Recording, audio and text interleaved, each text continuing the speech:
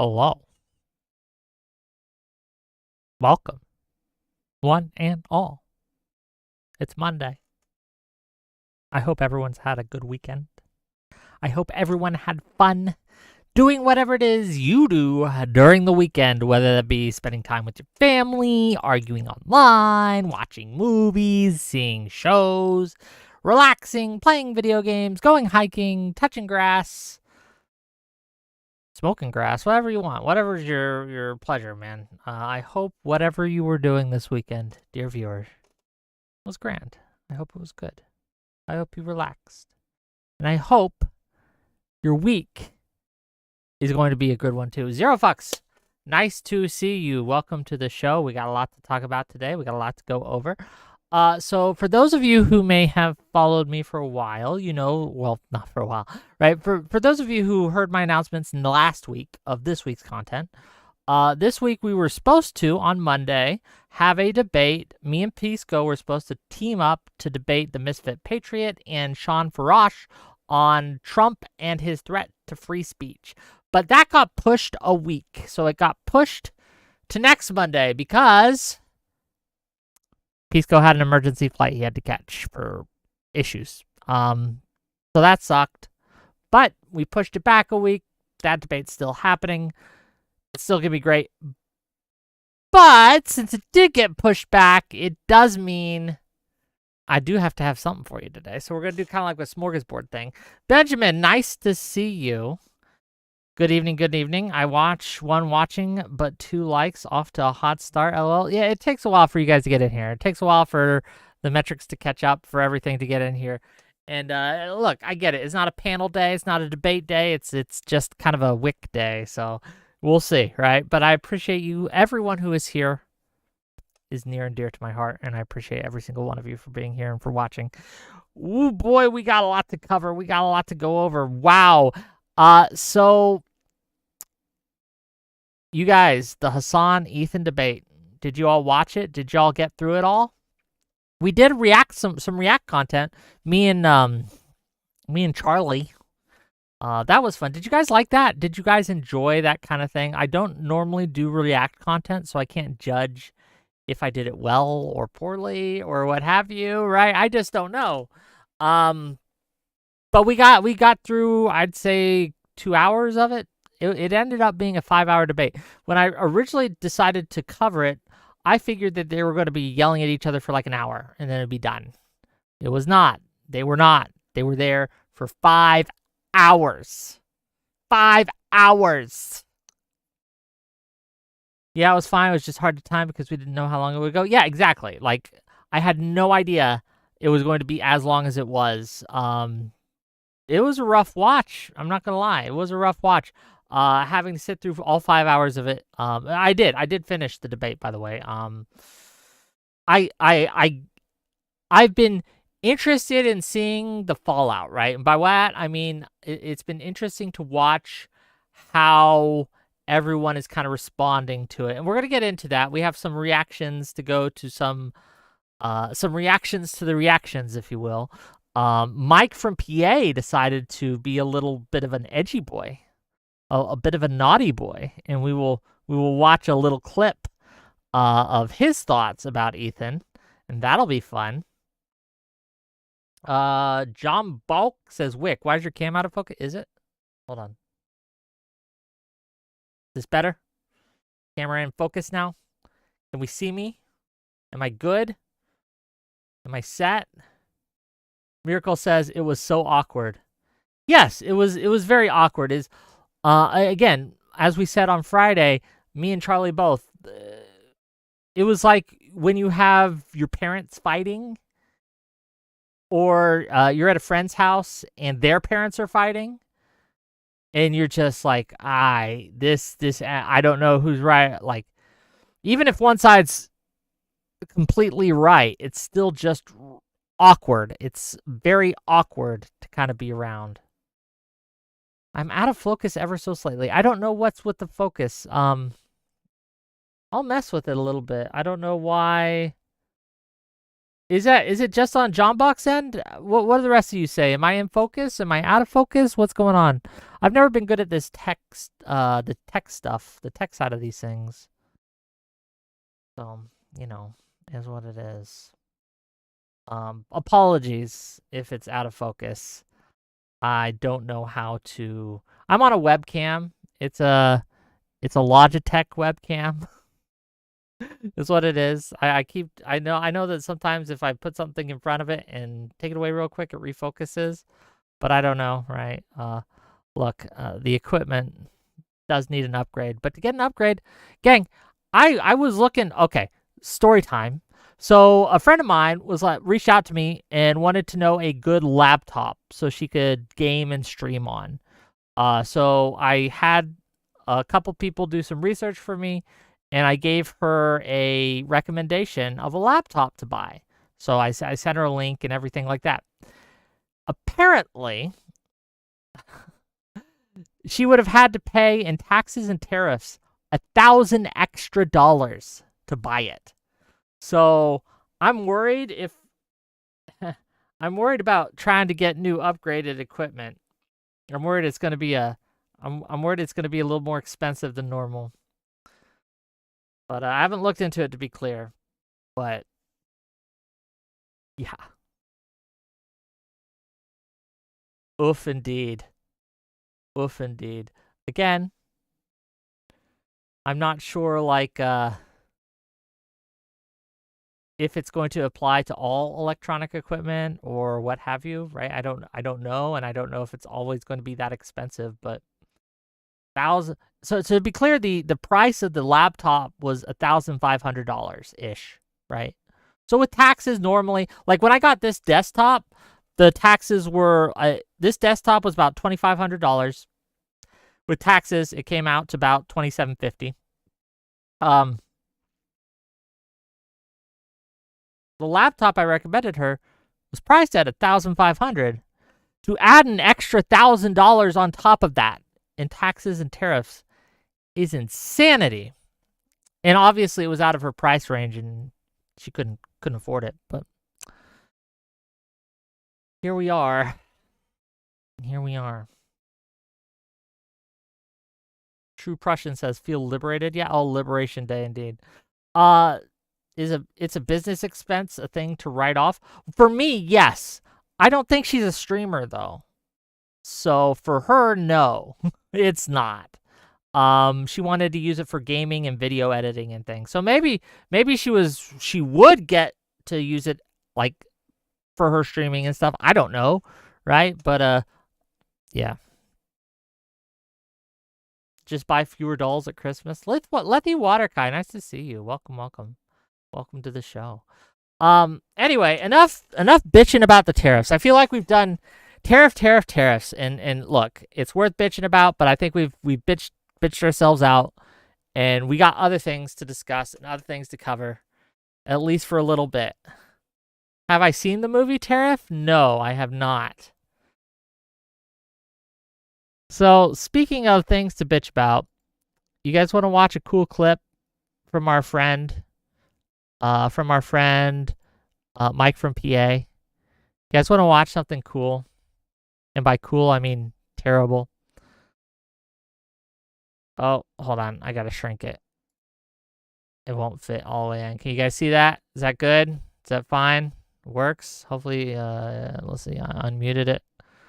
Okay, so after the Ethan Klein and Hasan debate, there's a lot of reactions to them.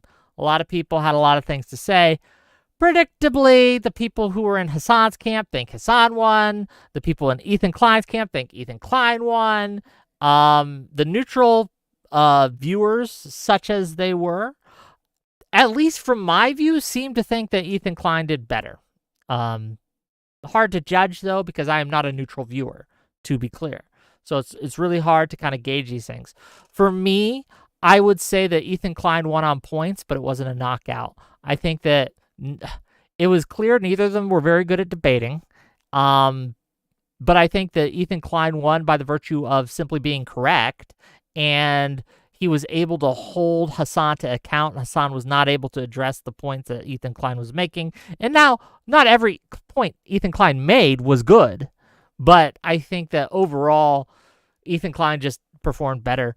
Again, neither are debaters. Neither were very good, right? But here's the thing.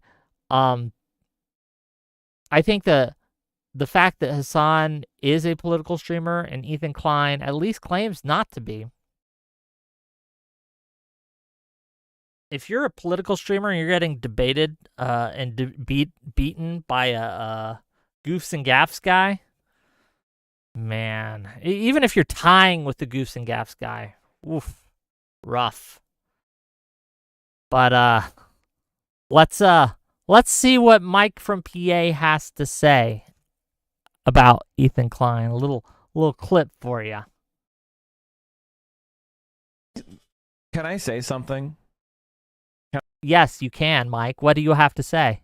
Can I say something? And it's I really like that these people did this, but I gotta be honest, with my experience in life with people like Ethan, the only thing that ever knocks them out of their fucking spiraling is the rod.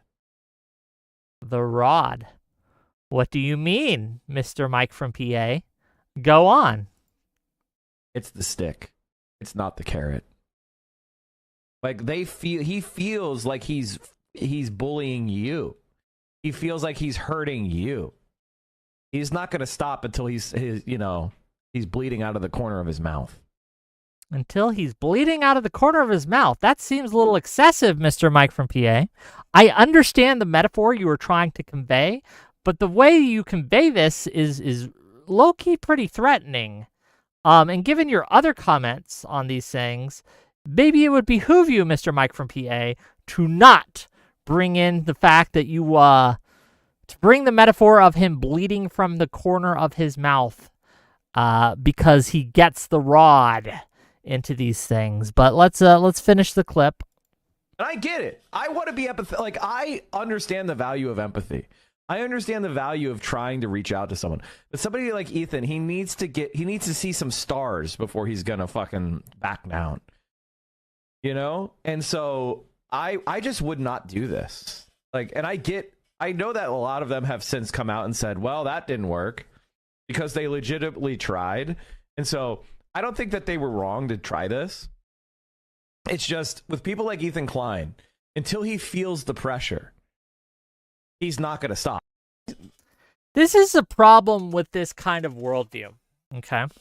Do I think that Mike from PA here is threatening to beat Ethan Klein with a rod? No, obviously not. However, I think that just as insidious is this worldview that unless you agree with us, we are allowed to bully you, to pressure you. Because remember, in this clip, he says, oh, Ethan feels like he's bullying you, implying, of course, that you should be the one bullying him, right?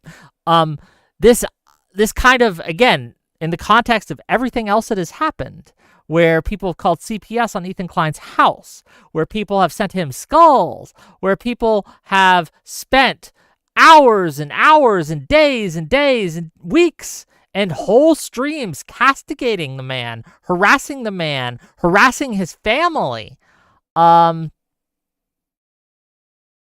This idea that the people like Mike from PA have, that unless you agree with us, and until you agree with us, you need to get the rod. You need to be beaten with the proverbial stick. It's an evil, and I use the word on purpose, it's an evil ideology that does this. It's an evil ideology that does this. It's an evil ideology that thinks that unless you agree with us, you must be cajoled, coerced, and yes, forced into it with coercive force. A force with coercive force. You know what I mean, right? You know what I mean. Don't judge my grammar. It's a Monday. It's a Monday, and we're doing this live. I don't have a script I'm reading from, okay? So please, give me a moment, okay? Coerced with coercive force. Force with coercive force, right? But you know what I mean.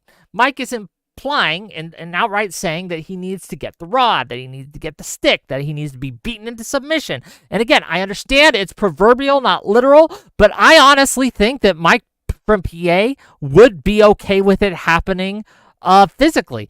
I am willing to bet money that he was on the punch a Nazi in the face camp, right?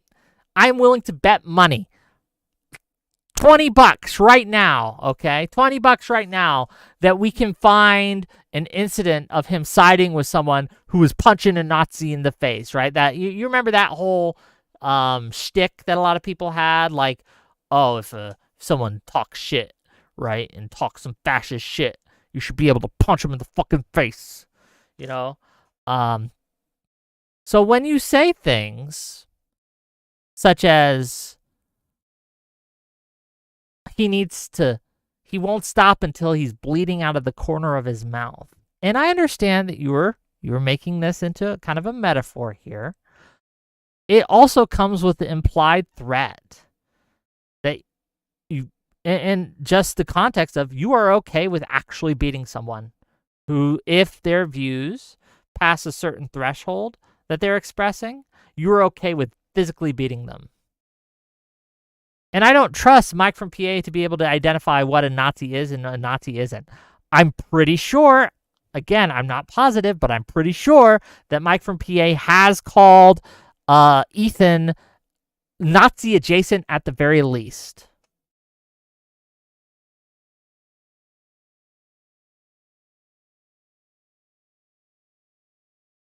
So if you have said in the past, okay, it's okay to punch Nazis in the face and celebrated punching Nazis in the face. If you have, in the past, called or implied that Ethan Klein is a Nazi or Nazi adjacent or a Nazi sympathizer, any of those things, right? And then you start to say things like Ethan Klein won't stop. He needs to get the rod. He won't stop till he's bleeding out of the corner of his mouth, okay? We can all understand what you're trying to say. We can all understand what you're getting at here. We can all understand what you are going with. Who cares? I care. And what is your name? Hintergedank? Is that how you say it? I don't even know. But here's the deal. I care because I don't think it's okay to threaten people, to imply that it's okay to bully people, to coerce people, to force people into having the views that you do. Look, it's fine. Mock the guy if you think he's wrong. That's fair. I have no problem with it. But when it crosses a line into harassment, when it crosses a line into calling CPS on their family, when it crosses a line to implying that you would be okay with him being beaten up, then we are past the point of mere mockery and criticism. This is the shield you guys run with, Hinter. I'm just going to call you Hinter. Okay. Mike didn't specifically do it, or Hasan didn't specifically do it, but someone in that community did, almost assuredly. And these people, again, run cover for it. They minimize it. Hasan, during the debate, if you remember, wagged his finger at Ethan. Hasan wagged his finger at Ethan because why are you spending so much time talking about that kind of thing when you should be talking about the genocide? Why are you trying to center it on yourself? Why are you making it all about you? It's this kind of game. You just don't let people play that game. Just don't do it. It should be easiest thing in the world to call out the bad behavior on your side. But the fact that it's very hard for these people to call out the bad behavior on their side is telling. And this is why, one of the reasons, I think, where Ethan did remarkably better than Hasan during the debate. Ethan, whenever Hasan would bring up things that were bad that the Israelis had done. So, for example, the rape riots. So there was some riots by some Israelis, some pro-IDF people who got out there, who went around saying, "Oh no, it's okay to rape" or whatever. I'm TLDRing it for you. Okay, look into it. You can check it out. But Ethan was like, no, that's horrible and should never have happened. It was easy. He didn't hesitate for a second. It wasn't hard for him. He didn't have to throat clear before that. He didn't have to be like, well, Hamas is worse, but yes, this is still bad. He didn't do any of that. He's just, yeah, that's terrible. But the fact that Hasan could not do the same I can't remember a single thing except for bad empanada. Other than bad empanada, there was not a single thing that I saw, at least, and again, it's a 5-hour debate, maybe you can prove me wrong right here, that Hasan didn't have to throat clear before he condemned anything that was on his side, that he didn't try to excuse or run cover or obfuscate from or lie about. And it was just constant. And I think that throughout the course of the debate, it became very clear that Ethan was willing to condemn his bad actors and both of the bad actors on his side, but Hasan was simply not willing to do the same on his side. And I think that, again, gives the neutral observer someone that Hasan could just wasn't willing to bite any of the bullets, or not to bite the bullets, I'm sorry, wasn't willing to condemn any bad actions, right? Not rapes, not murders of civilians, not murders of children, nothing. And it does make you wonder why at a certain point, right? It does make you wonder why. Why is this so difficult? Why is this so hard? I know plenty of pro-Palestinian people, plenty of people who think the IDF is terrible, who have no problem condemning the rapes that Hamas did, condemning any of the civilians that Hamas killed, right? It's easy for them to do. They just don't like Israel and they support the Palestinian movement. That's fine. It's okay to have that position. What's not okay, in a position I don't think that you can be a good person and hold, is that Hamas is okay, right? There's a tweet I want to read you guys. Give me a second before I search through it. All right, we're going to find it. Because this is something else someone said. His name, Matt Lieb. I'm not sure if I'm saying Lieb. Again, pronunciation is my Achilles heel. So Matt Lieb was brought up during the debate. And Ethan Klein did not have kind words for Matt Lieb. Let's say that. Does that make sense?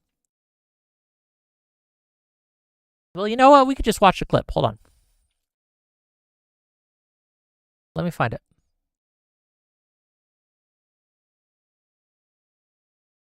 A moment, please.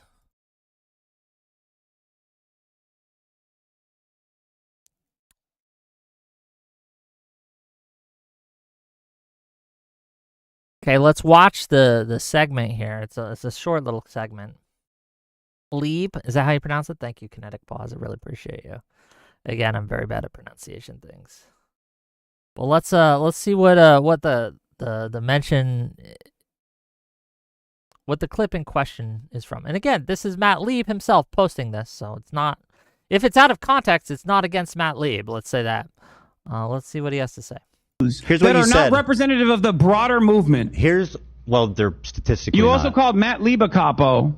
Matt Lieb's a disgusting human being who platformed Bad Empanada, who's like you. So you do have a problem. You do have a problem with Matt Lieb specifically. Jews Yes. that you don't. I'm like, what do you say me for? With Matt Lieb specifically, yes. For platforming Bad Empanada. But Matt Lieb has, in my opinion, done a little worse than platforming Bad Empanada. He made a tweet we were able to find here at Wick HQ, okay? Our team of researchers delved deep and hard to find these words. It took like 2 seconds in a Google search. But we were able to bring and unearth this treasure trove of tweets from Matt Lieb. And let's see what Matt Lieb had to say about Hamas, right? Let's read it. Matt Lieb says this: Israel has worked tirelessly to make the answer to "Do you condemn Hamas?" go from yes to be honest to be honest, I kind of get it. And this is a problem, gang. This is a really scumfuck take. Let's be clear. We aren't talking about liberation or resistance at this point. We're talking about Hamas. And Hamas may tell people they are a liberation or a resistance organization, but they are in fact not. At no point do I think it's understandable, or do I kind of get raping people because you're being oppressed, or killing children because you're being oppressed. Specifically targeting them, finding them, and killing them. That's not something I kinda get.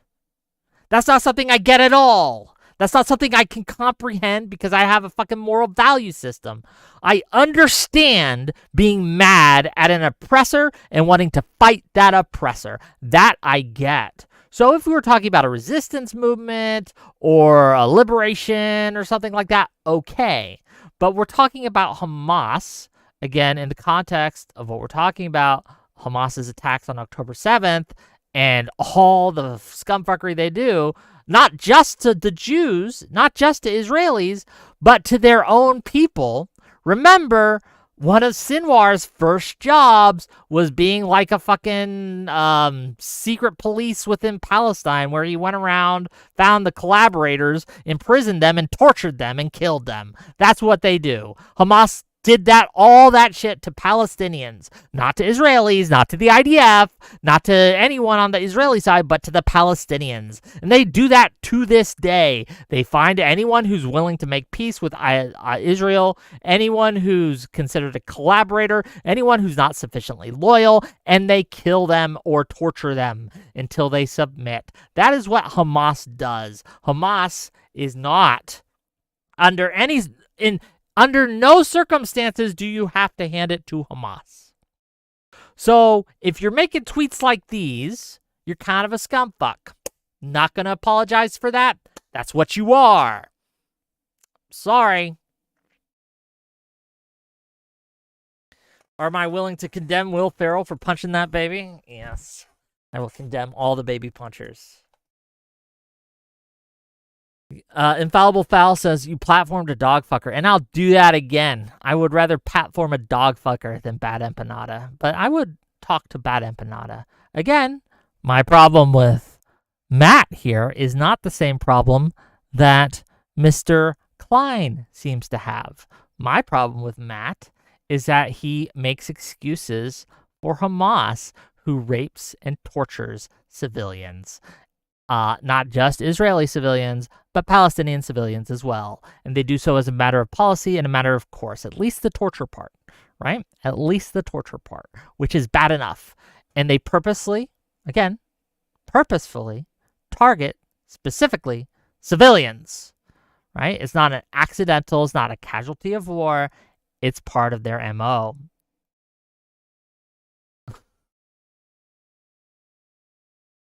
Again, Hinter, we're not talking about people going out and fighting their oppressors. We're talking about people who go out and kill children.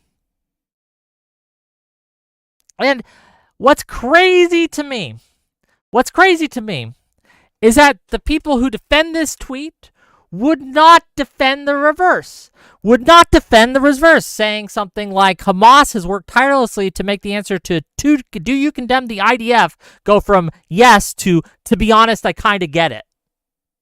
If you made a tweet like that, the same people praising Matt Lieb here would excoriate you and say, how dare you? Nothing justifies what the IDF did. There's no justification for what the blah, blah, blah, blah, blah, blah, blah. Okay?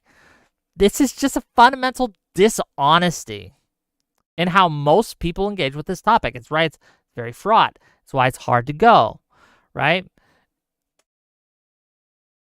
You're doing it in my chat right now. I am not defending the IDF. I am saying Hamas is bad, and Hamas does terrible things to its own people as well as the people of Israel. It's just very simple. Okay. Wick, take callers already. We're gonna get to it. We're gonna get to the callers. Do I have people in my waiting room? I haven't checked. I should check. No one's in my waiting room. We're fine. We're going to keep going. Okay. It's okay to be sorry. Should be sorry for takes like that. No, you're fine. You're fine. It's just very frustrating. Okay. Very, very frustrating that we have people who do not understand that. Ethan makes a point, and I wish I had this clip ready for you, but Ethan makes a very, very powerful point during the debate that I think that everything else aside, the fact that Hasan could not answer this, could not deal with this point, could not specifically address this point, made Hasan lose. It caused Hasan to fail at the debate, okay? The point that Ethan Klein makes is that both sides have had terrible things done to them and have done terrible things. And until both sides' trauma is recognized, there's never going to be peace, and they're going to kill each other. They're going to keep killing each other until one side's done and dead, right? Entirely. And until both sides are recognized as their pain, their trauma, their concerns are quite legitimate, then we're not going to get anywhere with it. Israel, like Nelson Mandela says, Israel has the right to have secure borders and to exist in peace within its borders. Palestine has a right to self-determination and to exist in peace within its borders. Both of these things are true. But we have too many people, like Hasan, who want Israel wiped off the face of the earth, who want it just gone, and will accept nothing less. Nothing less. From the river to the sea, Palestine will be Arab.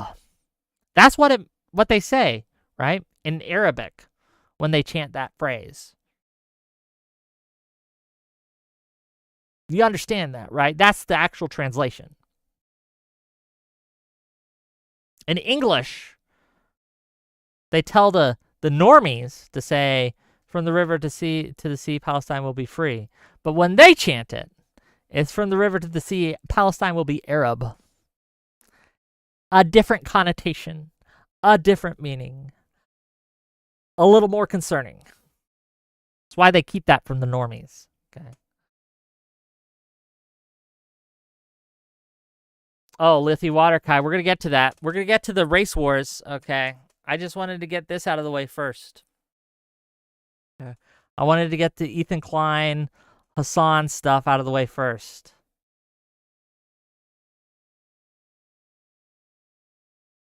A, B, C. Easy as 1, 2, 3. That's Michael Jackson, ain't it? Yes, now your socks is your favorite kind of war, the race war. Audacity says, from the comments to the stream, Wickers will be free. True. True, true, true. Tessie Johnson says, it's the Jackson 5, bro. Who was singing in the Jackson 5? Was it Michael Jackson? Yes, it was. Yes, it was. I think he's sings specifically that part, too. 1, 2, 3. A, B, C. Easy as 1, 2, 3. Ba da ba ba ba ba ba ba ba ba ba ba ba ba ba. I don't know the words. I know that part, but that's it. Is free speech in America currently be thrown in the river or the sea? Both. It's being thrown in the trash. How do I not know the words to the whole song of Jackson 5's ABC? I guess I just don't know the words. It's not something that I kept in my brain to memorize. Sorry. I apologize. You can cancel me, I guess. Again. For the 20th time. This is the thing. I'll get to a certain point, viewership-wise. I'll grow to a certain point viewership-wise, and then I'll say something that people disagree with, and they'll cancel me, and I'll drop down a little bit in my viewers, about half, right? And then I'll slowly creep back up, and I'll get back to the point I was, and then I'll say something that people disagree with, and they'll crash out, right? And I'll crash back down. And that has been my journey as a YouTuber, right? And as a Twitcher, right? Is slow growth, steady growth, get to a certain point and crash down, and then slow go to a steady point, then crash down, right? It is what it is. But we do it for the love of the game, and we do it because, well, I enjoy it. And you guys pay me usually. Wick is starting to sound like an MS-13 member. I don't have any tattoos, baby, so you can't get me on that one. Cardi says, I feel like a lot of people go through that. Yeah, it's the ebb and flow. It's nothing new. It's nothing different. It's nothing exceptional. Wick hates Michael Jackson. Wick also hates Journey. Why do I hate Journey? Why are you just making things up about me?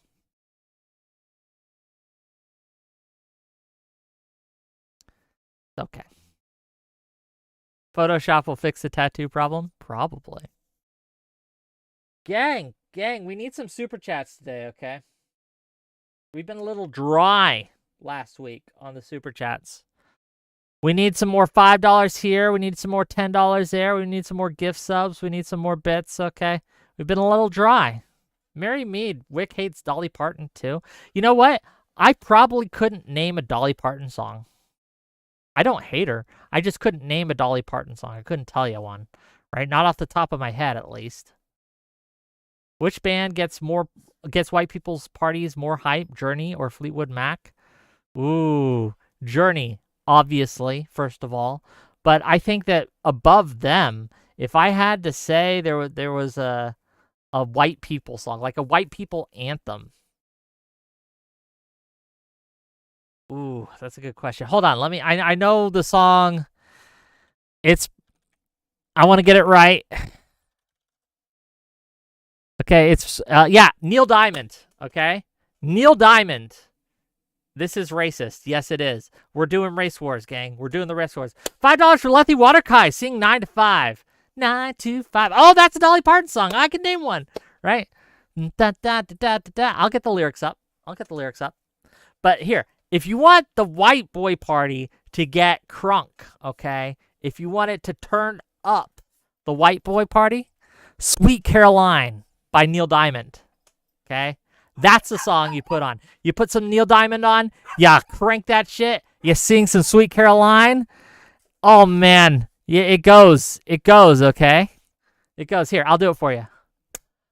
Where it began, I can't begin to know when, but then I know it's growing strong. Was in the spring,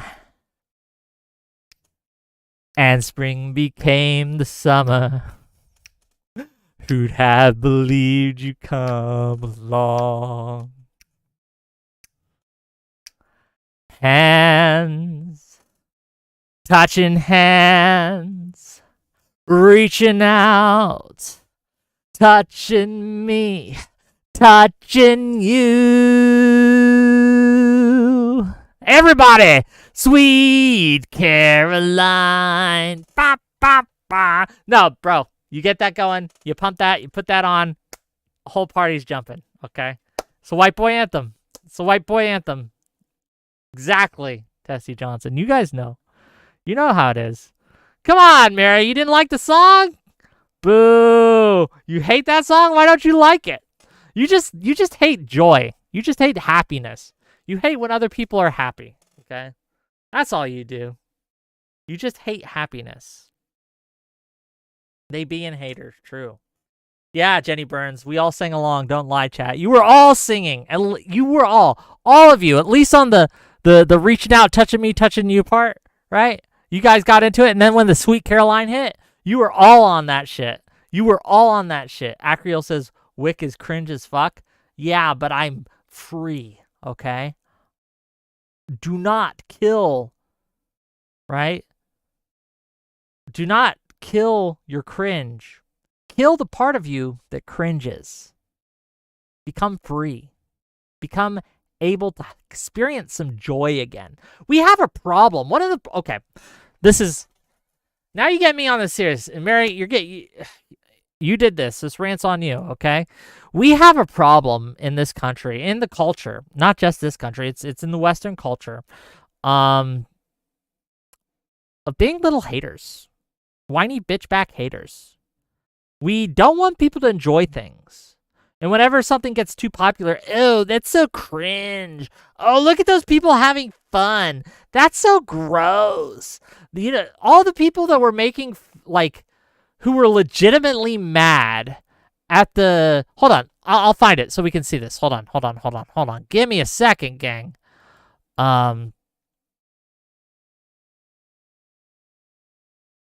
hold on.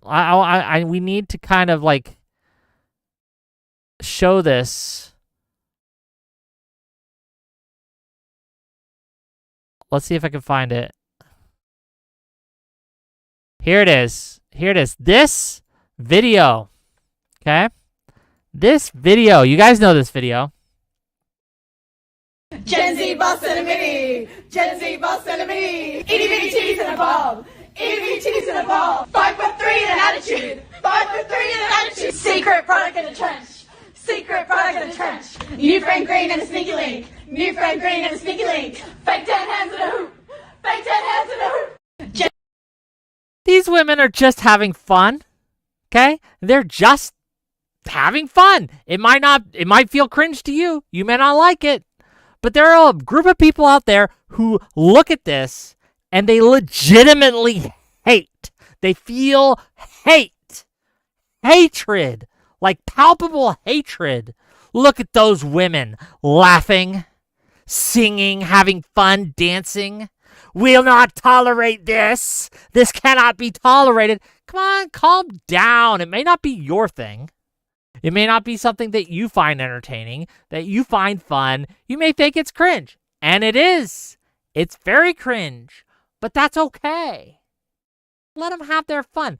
The fact that you are feeling such visceral hatred, right? Visceral hatred towards women just making a silly little video in the workplace. It's insane. And yeah, it's performative, but whatever. Let them do their thing. Let them have their little dance. Who cares? But this legitimately caused some people to have meltdowns, right? To have this like full-on meltdown of this is everything that's wrong with Western culture. We are headed towards disaster. This is the apocalypse. Bro, it's not that deep. It's some women dancing. You'll be okay. Let them dance. Let them do their thing. It's not hurting you. No one is worse off because this happened. If you don't like it, don't watch it. But we can't do that, can we? We have to comment. And I'm guilty of this too. I am super guilty of this too. I comment on things. I fall for rage bait all the time. I do. Who is saying the things like this? Hold on. J-Max says, who is saying that stuff? Name names. I can find you. Well, let's just read the comments. Taliban was right. There's people out there applying for 100 jobs per day and not hearing back from anyone. Then you see this. This is why birth rates are declining. Imagine being the IT support guy in that office, aka the lone male. Imagine hearing this from the other side of the room as you get laid off in a Teams call. Anyone know the company got shorted? Like, there's this... They must be stopped of all the layers of hell. Misogyny is real in the replies. Well, yeah. Like, every real man knows that when 2 or more women are on the team, his workload doubles. Women are subsidized at every single level of life. Like, again, some of these, I am sure, are joking. But many of them are not. Jeff Lewis, for $2 Canadian, Wick with absolute fate in the comment sections. Yes, I mean, it wasn't hard to guess because I've seen it. I didn't have to guess. I didn't have to guess.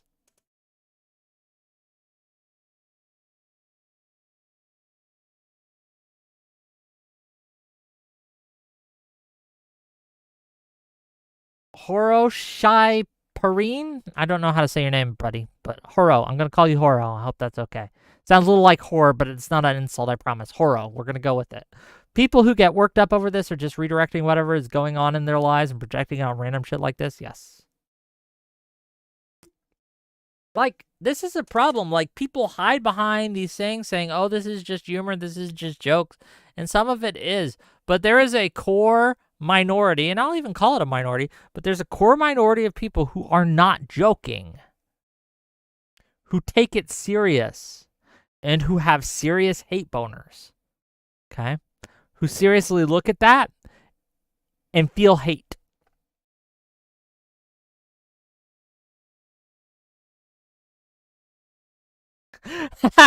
Can you believe those women are having fun while there's a genocide happening? Unironically, that's what some of the people would be saying, right? Some of the people who look, that was part of Hasan's criticism. In fact, I think that was his main criticism, at least initially, of Ethan, is that Ethan was busy covering other things and didn't cover the genocide. MST3K91 says with the 3-stream watch streak. Welcome, welcome, welcome. Welcome, MST.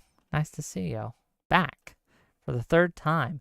Yeah, we got some great stuff coming up, so stick with us. Again, the debate we had planned for today got pushed back. Got pushed a week till Monday. That's unfortunate, but don't worry. On Monday the 12th, we're going to be debating. Pisco and I are going on the Raging Tomato to debate against Misfit Patriot and Sean Farash. It should be fun. Check us out then. And then on the 23rd, it's not for sure yet. It's not locked in yet, but we are close, right? It's in talks. It's in deliberations. On the 23rd, I'm going to go back on Tim Pool to debate free speech, and that should be fun. And specifically, how the Trump administration is censoring anti-Israel comments and things like that to a degree, I think, that threatens free speech and threatens the First Amendment. And I'm going to push back against that. And again, you can't say I'm a Hamas simp. You can't say I'm some anti-Israel guy out there being like anti-Jewish or anti-Semitic. I have spent the whole stream saying Ethan Klein was right here, right? I've spent the whole stream condemning Hamas sympathizers and things like that. But I don't think any of them should be deported. I don't think any of them should be arrested. I don't think any of them should have anything like that happen to them. I think that what the Trump administration is doing when it comes to these things is a threat to free speech, because as much as I don't like that kind of speech, I will protect your right to say that kind of thing. I will protect your right to do it. I signed up to defend my country, to fight for my country, so people could have the right to say what they will. LOL, the Russian shill? Yeah.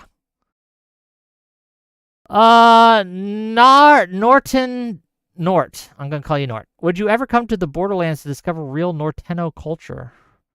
North Mexico plus Southwest USA is its own nation. El Paso, Juarez, not CDMX or DC, even Mexico City couldn't handle us. But now USA tries to make a frontier, but doesn't give Nortenos special privileges. Look, if you guys want to fly me out, I will be your e-girl. I will fly out for you. Should be fun. Noid Avoided said, while I think Ethan did a fantastic job for the majority of the debate, with Hasan, it's incredibly depressing that a pop culture broadcaster has somehow become the best and strongest voice for Jews. I don't think he's the best or the strongest voice, but yes, he did win against Hasan. Sometimes you find yourself in that position. You might not be the best person for that position, but when you find yourself in that situation, rather than wait for someone better than you to come along who's better at explaining it, and there's always going to be someone that's better at explaining it. There's always going to be someone that's better at doing it. It's important that you still do it, even if you're not the best. I think it's important and incumbent on all of us to stand up and speak out when we see something that's wrong.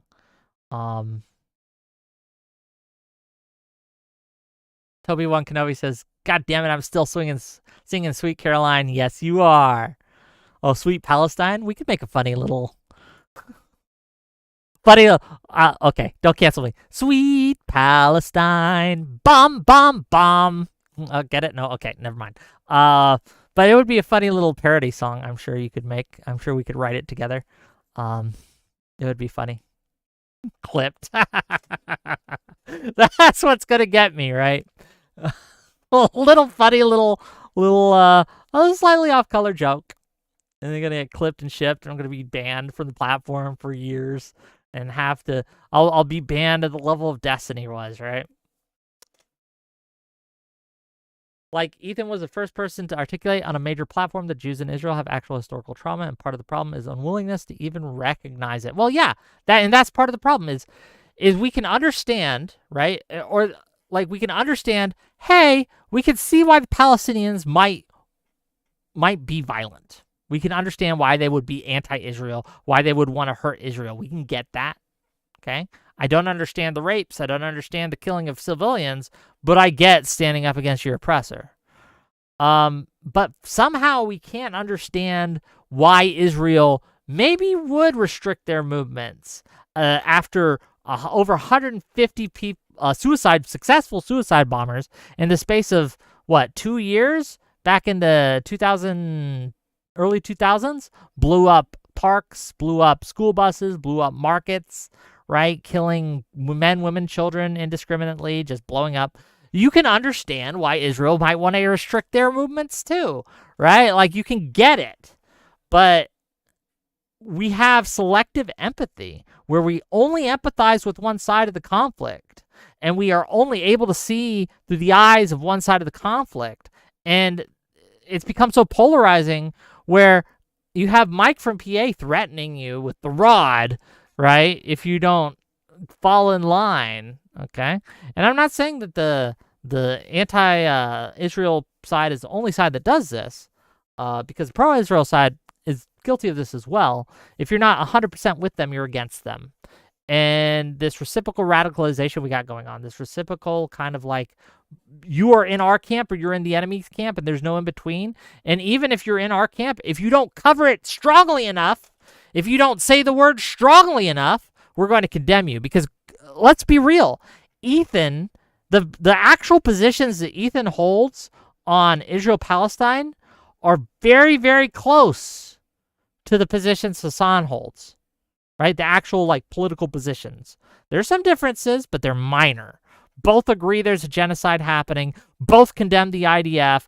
Both think Palestine should be free. Like, there's very, very little daylight between the two. But again, as Hasan says in the debate, the fact that Ethan is focusing so much on himself is worthy of the condemnation he's getting in Hasan's eyes. It's a purity spiral. It's a purity test. It's not going to make anyone feel better or anyone do better. No Cow Mike says, if you're not in our camp, you're going to a camp where you can do a lot of concentrating at. True.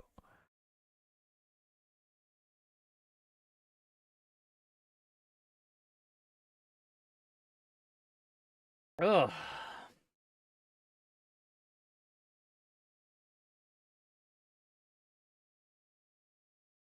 Often Topical says, we can agree that people need to be deported, though, right?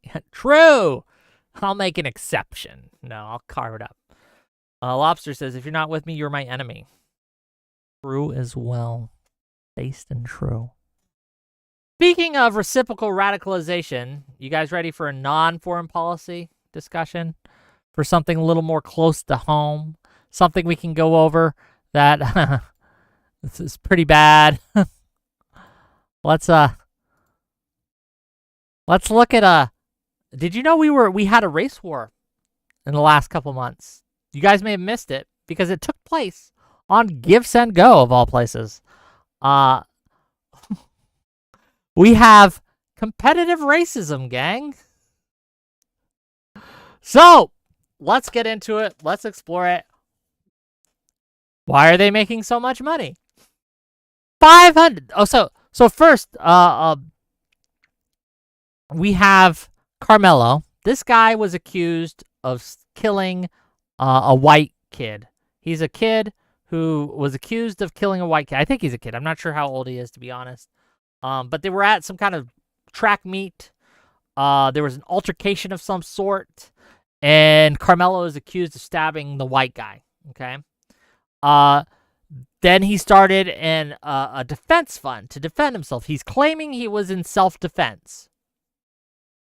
I don't know if that's true. It doesn't look like it's true. But everyone's entitled to their defense. Anyway, so he started this GoFundMe. Or GiveSendGo, I'm sorry. And some of the comments on the GiveSendGo were pretty gross. Were pretty gross. Let's say that. About how basically I'm trying to think of a way to say this, not get tossed immediately. They were very happy that the white person had been killed. And they were donating because we need to kill more of them kind of deal, right? So the donators were crazy. It was going crazy.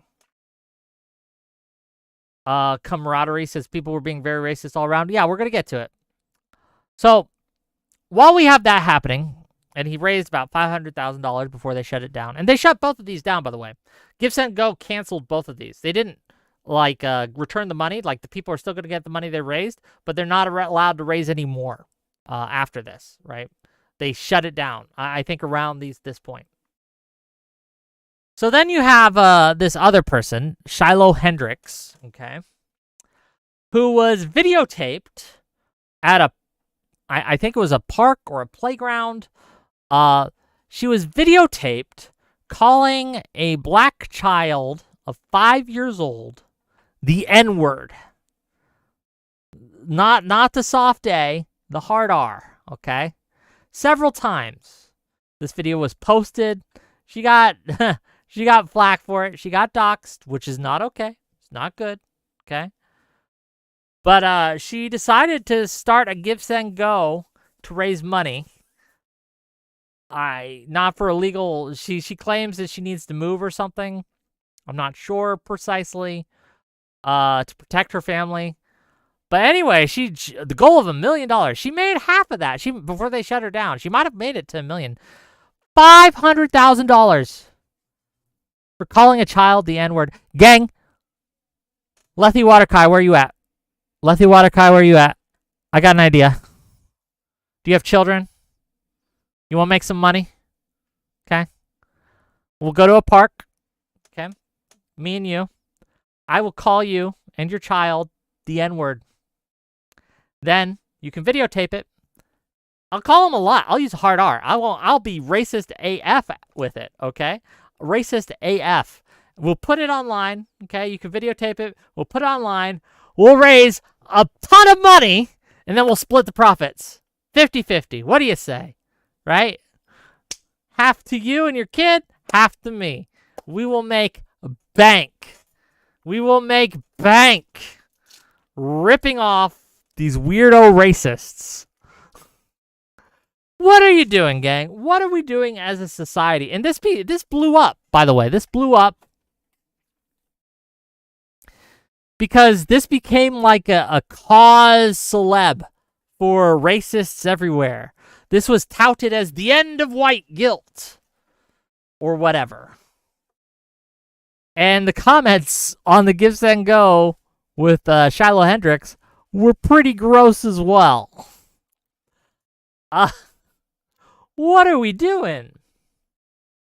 Why are we... What kind of... Look, we are at a point, a dangerous point. And I say that word, I'm not memeing here. I want to make sure that you guys know that I'm being serious.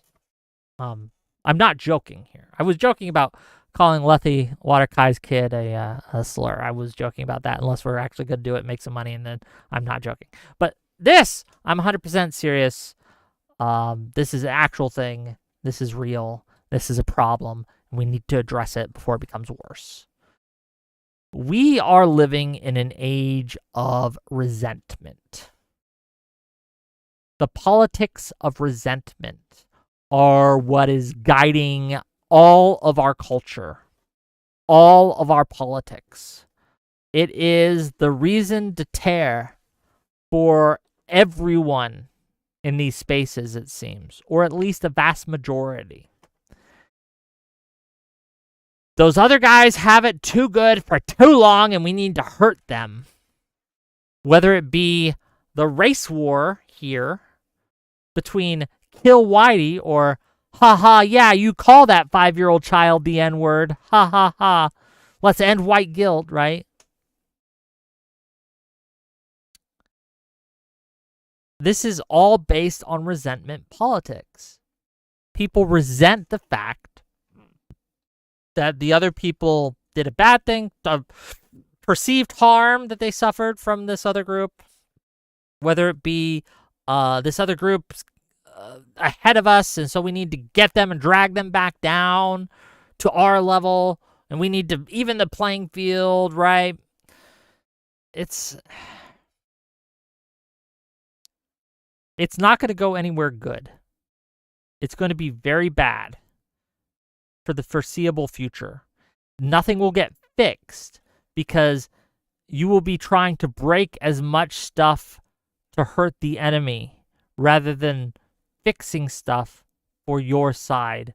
And it's not just race, gang, it's politics. The Democrats are doing too well. We need to hurt them. They were in charge. We feel that they did us wrong, so we're going to hurt them. We're going to own the libs, gang. We're going to own the libs. They need to be punished.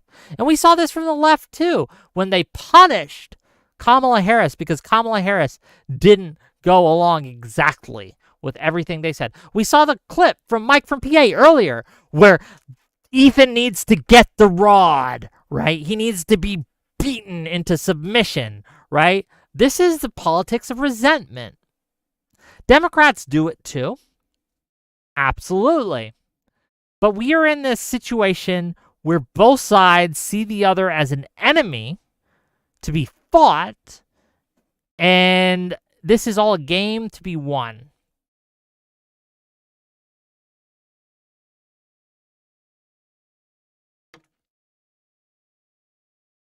MST says, protect her family from what? She was responsible. To be clear, people doxed her. Doxing's bad. Even if you say the N-word, it's bad. You shouldn't be doxed for saying the N-word. And she claims she was harassed. I'm not sure what all her claims involve. But she did not need $500,000 for being doxed. She did not need that. And again, she upped the amount. She met her initial goal, and then which I think was like 300,000, and then she upped the amount to $1 million. She pulled a Keffels, gang.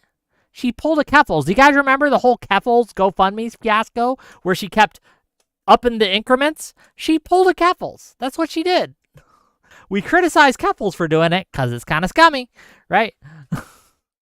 We're criticizing her for doing this too. It was clear that she just wanted to get some money, some moolah, and fair enough. Look, gang, I get it. If you guys are going to pay me money to say slurs, I would be saying slurs all the time. $500,000, I'll call you any slur you want. You pick the child, you pick the slur. Anyone you want. Any city you want. I'll go there. I'll traumatize that kid. $500,000? Hell yeah.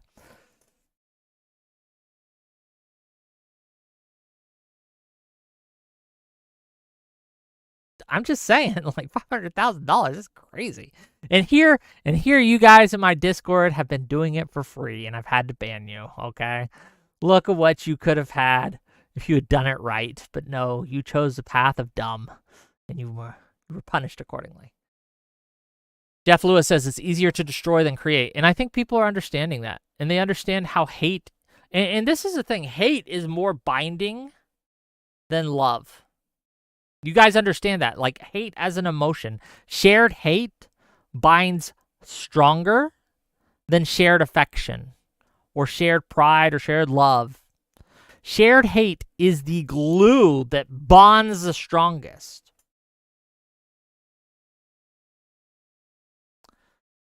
People who would never team up to get something done will team up to destroy something they hate.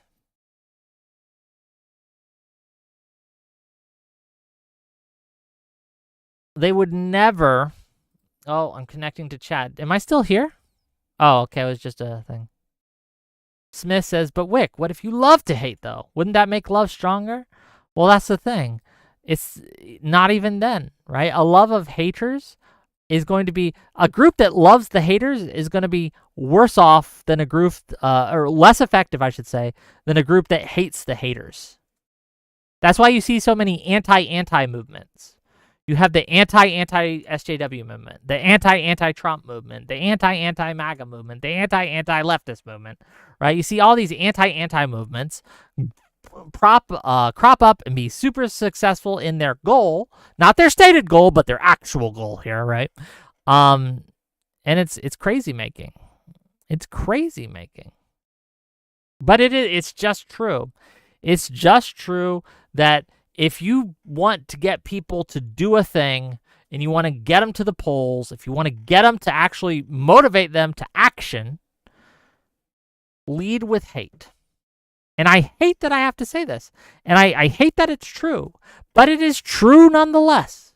It is true nonetheless that if I told you all to go support a creator that I loved, that was great, that was positive, that was doing positive things for the community, if I pointed out a politician to vote for that say, man, this politician, he's in this city, he's in this state, he's doing great things, he's getting things done, he's awesome. Far less of you would act on that than if I said something like, Trump is destroying America and you need to rally around him to the anti-Trump rally right now to destroy him and all he stands for. Or Kamala Harris is the dancing and having fun and we can't have that. The women having fun, that will never fly. You have to band with me to destroy women everywhere. That would get far more effective motivation and effective action than the positive one. Sneed McFeed says, are we equating saying a word to stabbing? No, absolutely not. But one is raising a defense. But let's also, look, okay, Sneed McFeed, thank you for bringing that up because I want to address that. Let's look at these things. So first of all, the reason I'm comparing them is because the comments in both sections are viciously hateful. The comments in the GiveSendGo of Carmelo are viciously hateful. The comments in the GiveSendGo of Shiloh Hendricks are viciously hateful. That's why I'm comparing them. But we can also compare them because, while, yes, being doxxed and having your family threatened like that is bad, the potential consequences for Carmelo are a life in prison, and everyone deserves due process. Everyone deserves a legal fund. I don't think we should be banning crowdsourcing illegal fees for even people I think are guilty. I don't think we should ban that. I think that's okay to do. I think it's okay for a serial killer to try to crowdsource a defense fund. That's okay. I wouldn't stop that from happening, right? The reason we're talking about this is because of the comments and because of the hate that both of these have been used as a vehicle, right? That have been lifted up as a banner by hateful people on both sides. Does this make sense? Does this understand?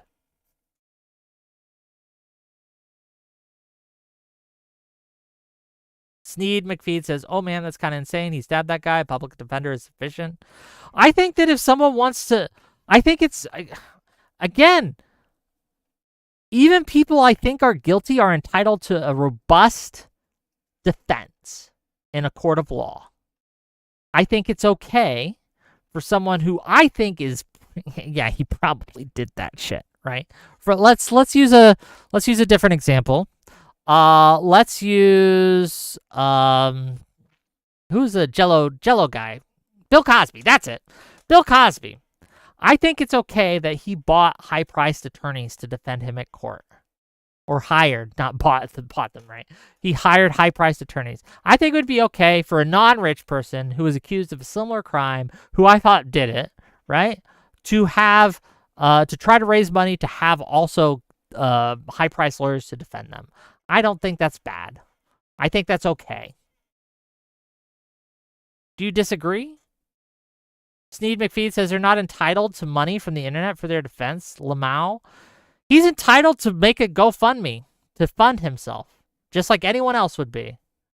What, do you think that, hold on, do you think if someone is accused of a bad enough crime that they just aren't entitled to private defenders?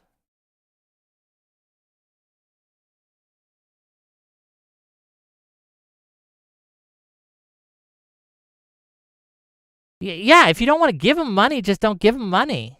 I didn't donate a cent to either of these people. Okay, let's be clear. But I wouldn't prevent you if you wanted to give money to the racist lady who called a child an N-word. I wouldn't stop you from donating to them. Again, I think it's bad that GiveSendGo canceled these GoFundMes or whatever. GiveSendGos. I'm going to call them GoFundMes. It's just easier to say. I think it's okay or I don't think it's okay, I should say. I don't think it's okay that GiveSendGo shut these down. I think that if a person wants to give their money to a person or a cause, right, I think that they should be allowed to do so. I think they should be allowed to give their money to that, right? Again, sanctions, terrorist organizations aside, okay, right? Like, let's set the foreign policy stuff aside for a minute, right? But if I see someone who is accused of a crime, and even if I think they did it, but I think they, like, for whatever reason, maybe I don't think they did it. Maybe I think, like, you know what? I think it was framed. I think it was they faked it all, right? And they have it was those damn Dems who faked the charges. I think, right, that I should be able to give the money to the person I want to defend. I think that should be okay to do.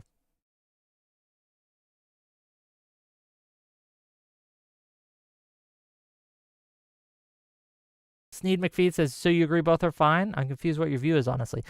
Okay. I agree that both should be allowed to happen. I think that both are pretty gross. But they should not be stopped. Because I don't think I should get to tell people I think are being gross that they have to stop with their how they spend their money. If someone wants to buy a bunch of hentai, I think that's disgusting and gross. But I should not be able to stop you from doing that.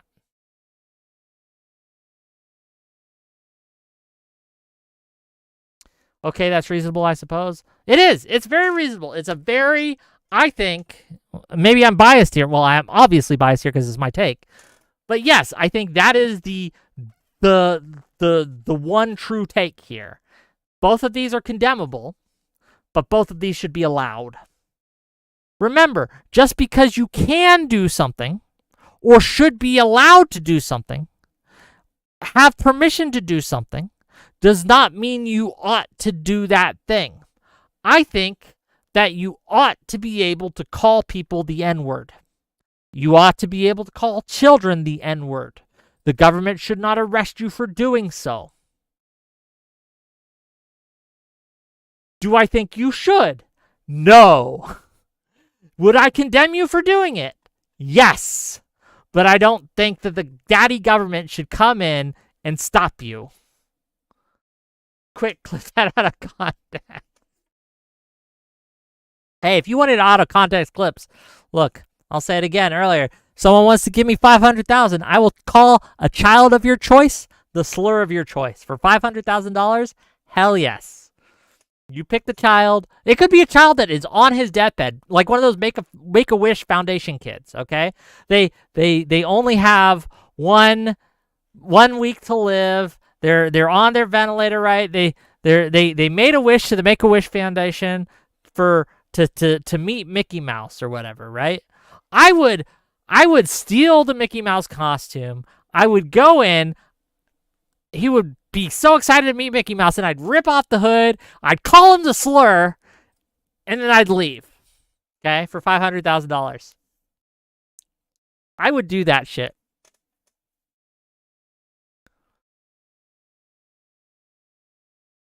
You were a sick man. I'm a $500,000 richer man in that situation. The wish they made was not to be called the N-word.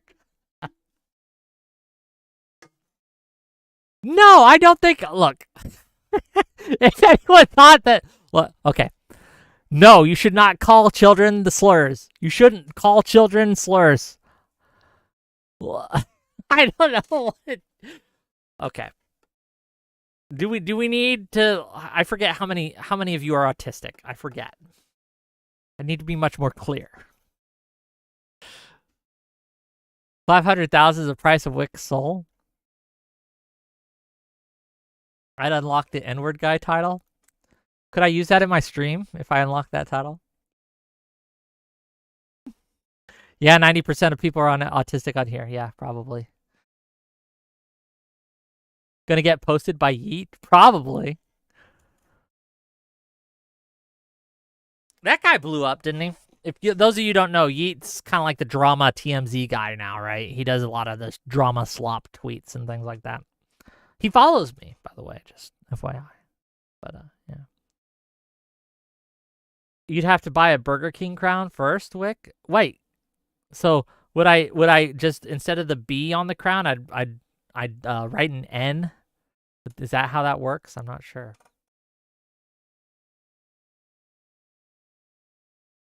Solemn Argus, I addressed this already. Yes, condemning someone is a far greater level of condemnation than killing or than calling someone the N-word. Okay, I agree, but the potential consequences are also incomparable. One might go to prison for the rest of their life. The other is going to face some harassment at work or something, right?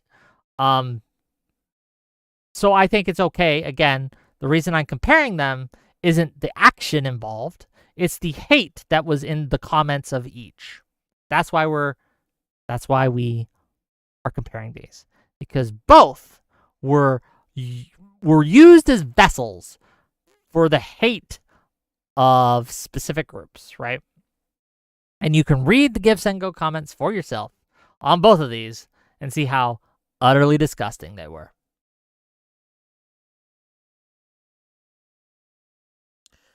Often Topical says 500,000 isn't enough.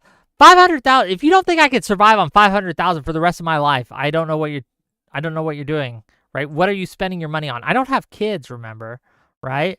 My expenses are very low. That's why I'm able to do this job.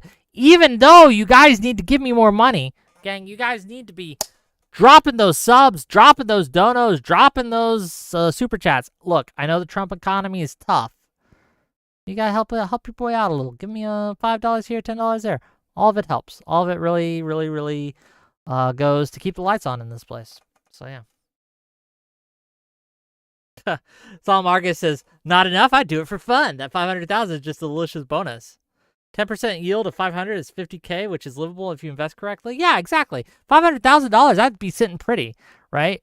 I'd be doing well. I'd live the rest of my life just fine, barring crazy emergency things. Okay.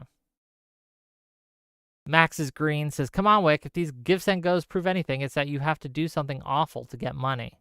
Well, that's what I mean. And I spoke on this earlier. Hate binds stronger than love. Hate is a call to action that is louder and more effective than love. Shared hatred is just more effective than shared affection. And that's sad. I wish it were not so.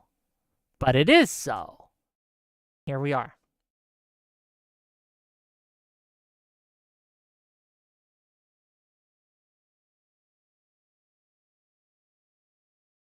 Oh, what am I getting? I'm getting... Hold on. Give me a second, gang. Getting a DM.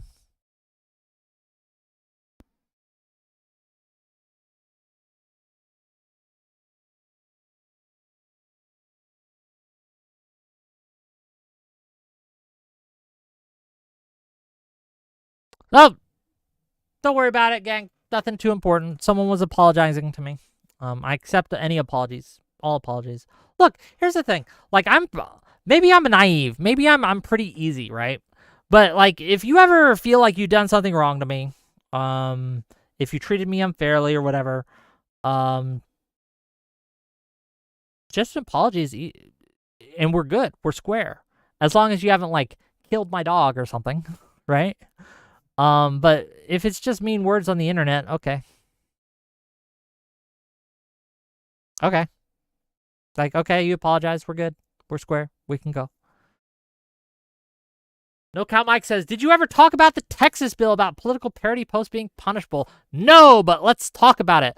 Let's get that link up, actually. $5 from Feder Methodist. Sorry I'm late. I brought an excuse note for my dog. Hope it didn't get shot.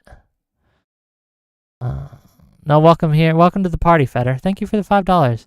Here, let me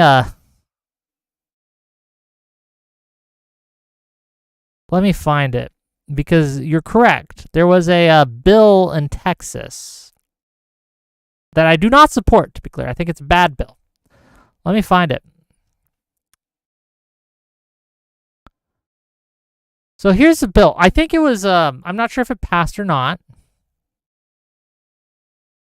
So let's read the bill. Let's go through it. Oh, let me get it. Center it for you guys. This is a Texas House bill, okay? So what this bill aims to do is make it illegal to do political parody unless you have like a disclaimer or something. You have to have like a disclaimer on the side or at the bottom.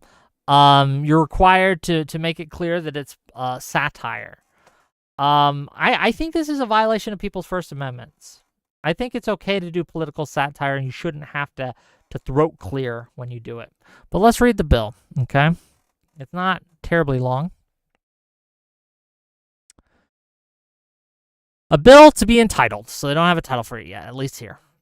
It says, an act relating to required disclosures on certain political advertising that contains altered media, creating a criminal offense.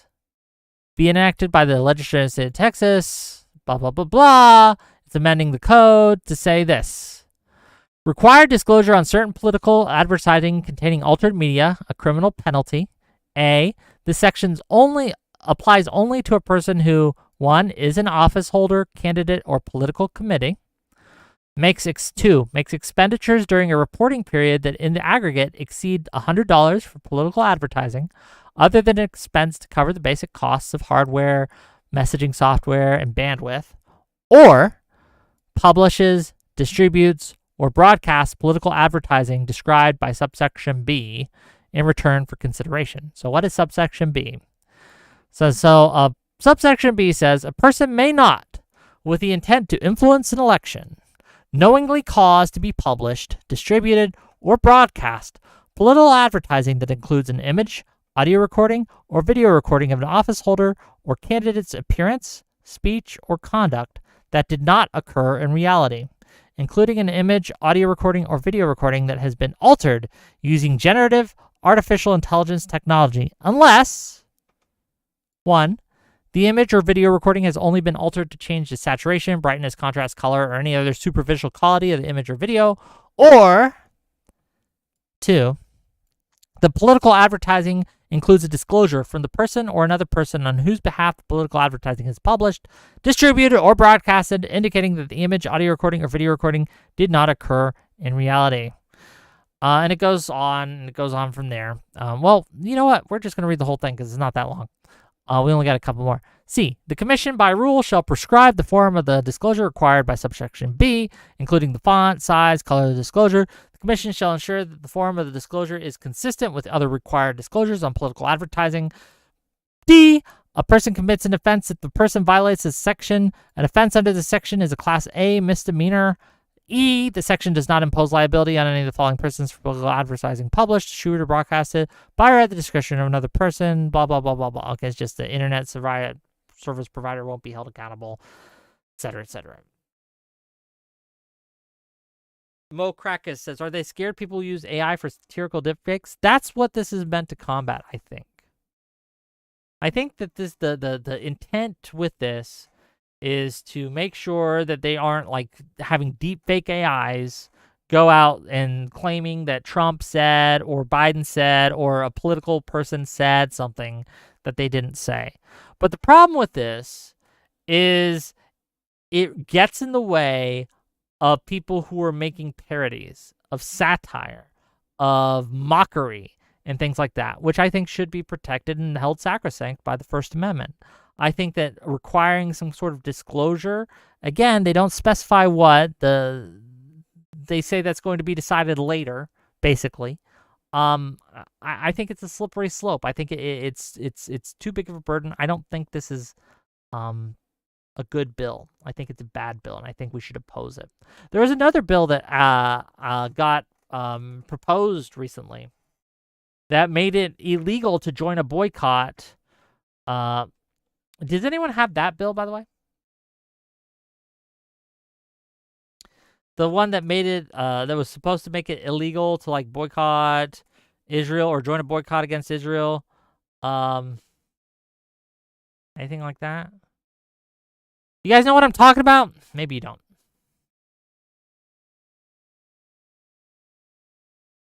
Maybe you don't. Let me find it.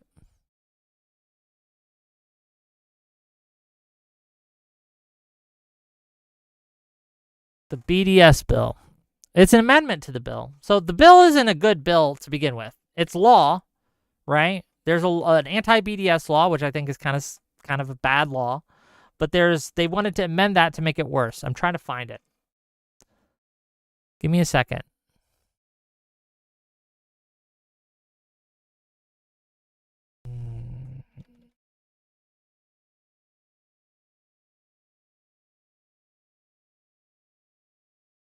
Hold on. I know there was a 2023 bill, but that's not the one I'm talking about.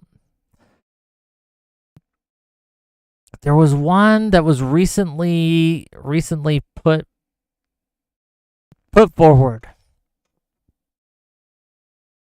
Man, look at me. I should have been more organized and should have had this ready to go, but I don't.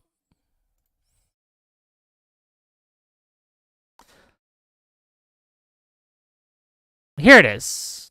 Well, it got defeated, by the way, which is good that this got defeated. But let's go through what the bill was, because it was a bad bill.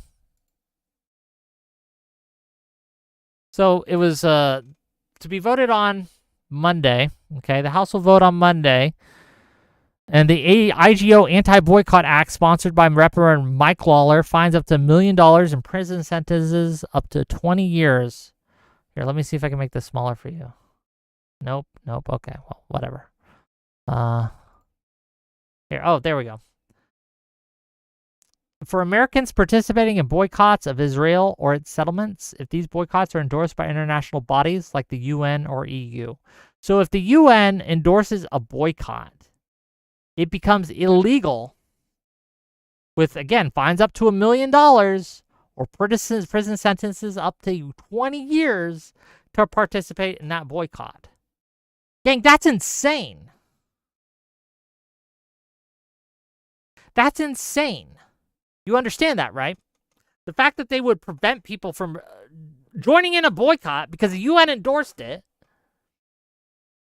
I am a big believer in the ability for the individual to choose.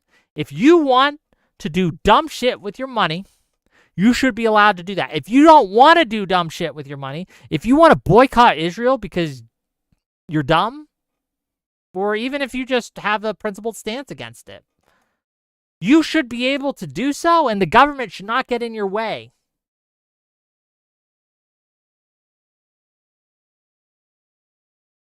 Daniel K. says, Wick, they are actively black-bagging protesters. Why is this a surprise? It's not a surprise. I'm simply bringing attention to it and condemning it. And we're going to be debating that probably on Tim Pool's show on the 23rd. It's not locked in yet, but I'm going to be debating someone on the anti-Israel censorship by the Trump administration. And then on Monday, specifically, we're going to be talking about the Trump administration's destruction of the First Amendment in general. But it'll be more specific on the 23rd. But yeah, we got those debates coming up. Don't worry. Yes, if you want to boycott Israel, you should be able to do so. That should be fine. If you want to protest against Israel, you should be able to do so. You shouldn't fear deportation for it. You shouldn't fear arrest for it. You shouldn't fear fines for it. You should be allowed to do so. And look, once again, I want to make myself clear. I am not some kind of weirdo Hamas supporter or excuser, right? Hamas is a terrorist organization that has done terrible things to Israel, to its own people, to the Palestinian people, and it should be wiped from the face of this earth. That said, if you want to say stuff that's positive towards Hamas, I don't think the government should stop you from doing so. If you want to boycott Israel, the government should not stop you from doing so.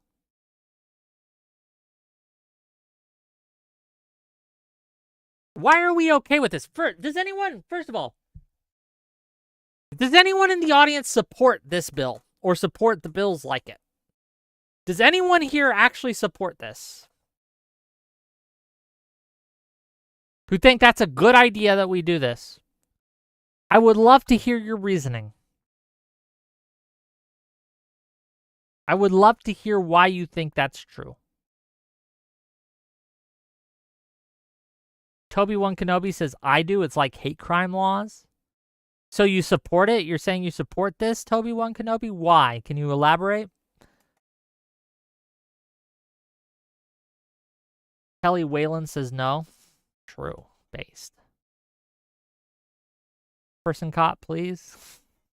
Instead of boycott. It's got to be person caught. I get the joke. I get it. I didn't at first. I had to read it a couple times, but I get the joke now. Mary says, how would they know if an individual is boycotting unless they looked at their grocery history? I'm not sure precisely. Do a poll. You know, I always forget I could do those. Give me a second. I always forget I could do polls and stuff. Interact with start a poll. Do you support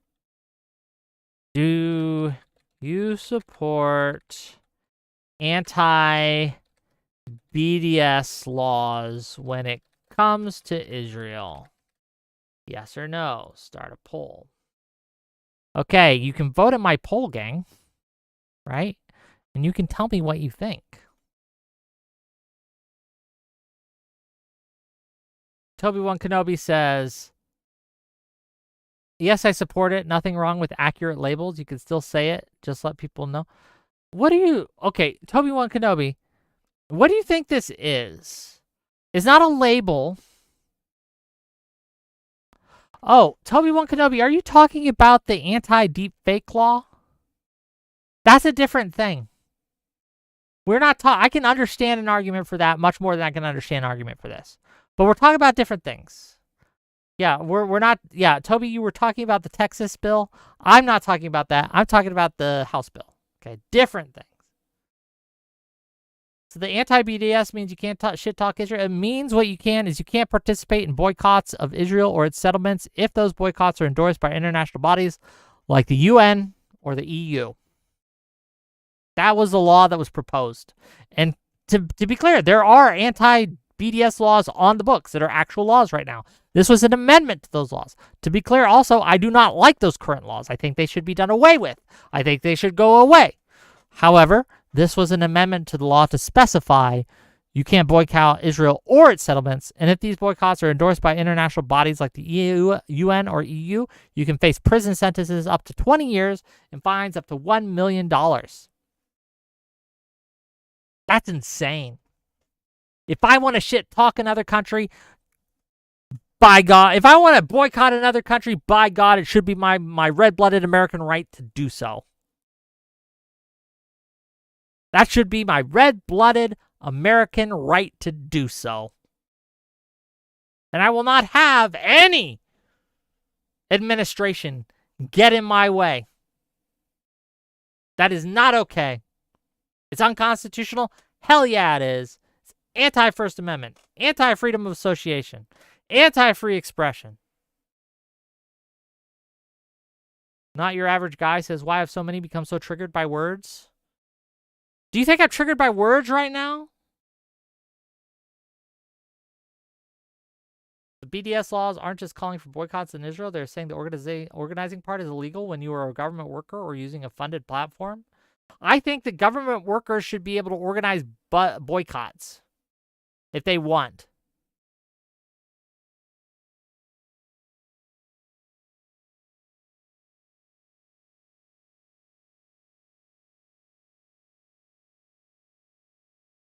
No Cow Mike says, Wick almost ready to go full. I do declare. Can't even do the accent right. Not your average guy says, I didn't say you specifically. Oh, so you're just coming in and saying shit? Okay, fair enough. But again, I'm anti this law. I think it's bad. But luckily for us, it was defeated. The law, the amendment got pulled. Meaning, I don't think it even went up for a vote. They pulled the amendment because they realized they didn't have the votes. So it was defeated. That's a good thing. So the poll says we have 11% yes, 89% no. Based Wick viewers. Okay. Oh no. What happened here? Why did that go down? Why is it being weird, gang? What's going on? Okay, we have one more thing to cover. One more thing to cover before we call it a night.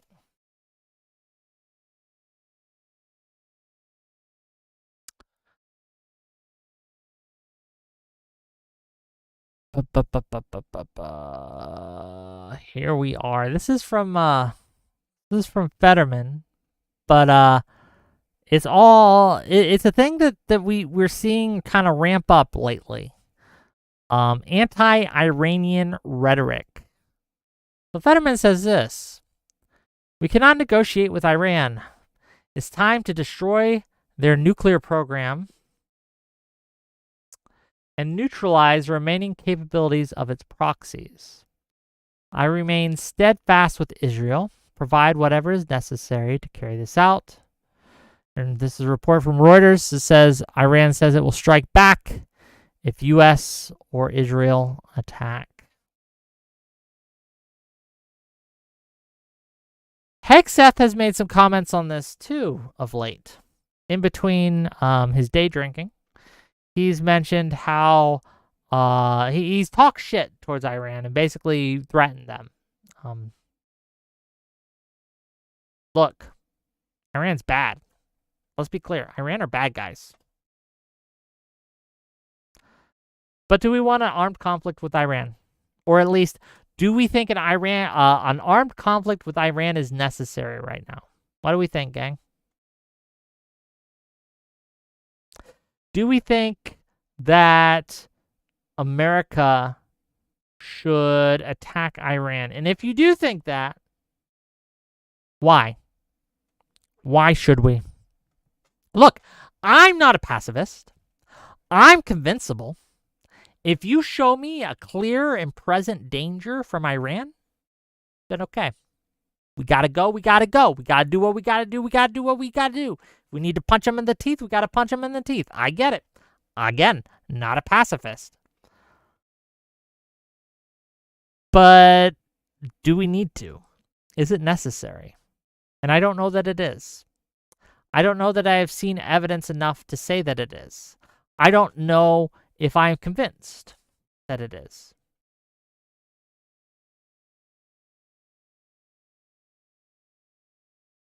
Macy Pie says, the U.S. going in looking for nukes in a Middle Eastern country? What an innovative idea. What could go wrong?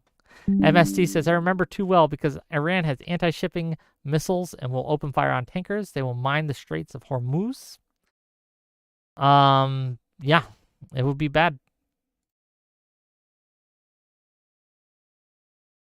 White Dark says, not saying we should, but the U.S. might just to stay cozy with Israel. It might. It should not.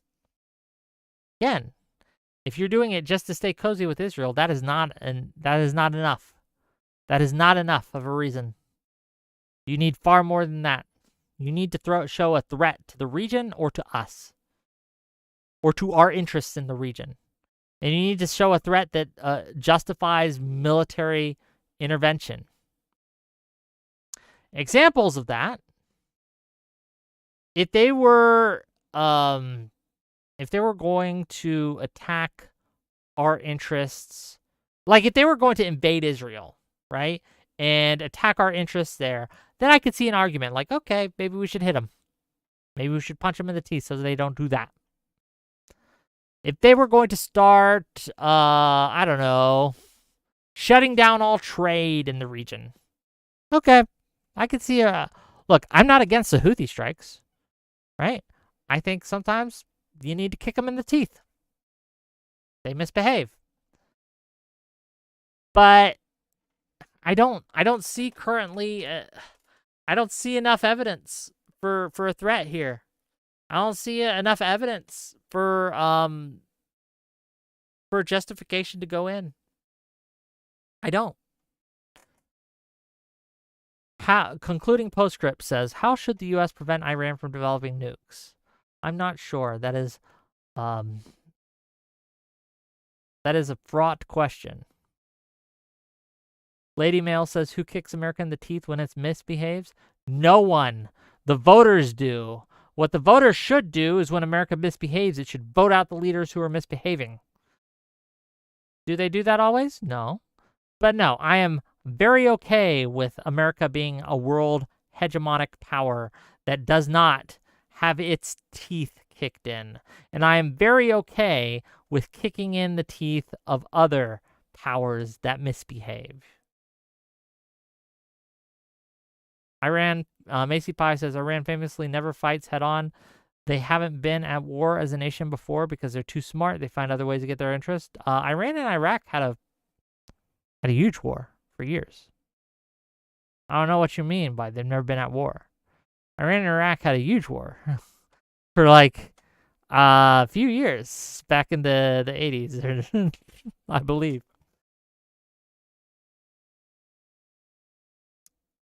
But since then, maybe since then. MST says the Iran-Iraq war was savage, both sides. Yeah, it was terrible. It was a horrific event.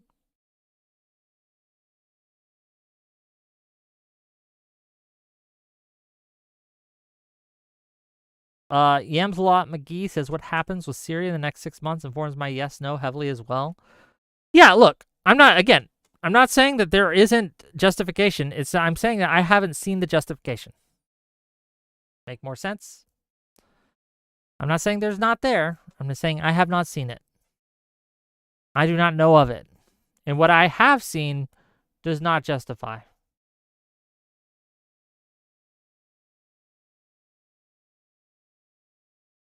Makes sense, gang? I hope so. I hope it does. But no, I do not think we should be attacking Iran because of Israel, right? Not unless Iran's going into Israel or something, right? Then I can see an argument for it. But like, just because Israel wants us to, no. We should never do that. Iran has their proxies and Hezbollah and others that would attack U.S. interests, and with Europe being alienated, they will not help us if we get into a conflict. Well, yeah, no, Iran has always had like proxies, and they've always fought through proxies. I remember the bombing, right, back, was it during the Reagan administration? The barracks bombing. I think Hezbollah was responsible for that, I'm pretty sure. Horrific. It's bad. But, yeah, I mean, like, we can't always respond with brute force. And we have to take into account the current situation. I don't have access to the information I would need to 100% say with 100% certainty whether or not going in is the right move. But what I am saying is I don't trust Hegseth or the Trump administration to make that call. I don't think they are competent enough to make that decision. And I would be highly suspicious of it. I wouldn't, and I'm being real with you, I would need more convincing than if Biden said to do it, right? And maybe that's bias on my part. It absolutely is. But I'm just giving it to you straight. You need to sell it to me. I'm convincible. I think your strikes on the Houthis are good, right? I think that striking the Houthis is a good thing to do. There's clear reasons for doing so. They are attacking civilian shipping. Stop them from attacking civilian shipping with military force is a good thing. We should do it more. Iran's different though. I don't know if we have the same calculus here. Because you also have to calculate in how likely are you to be successful. What is the likelihood that you will successfully carry out your strike?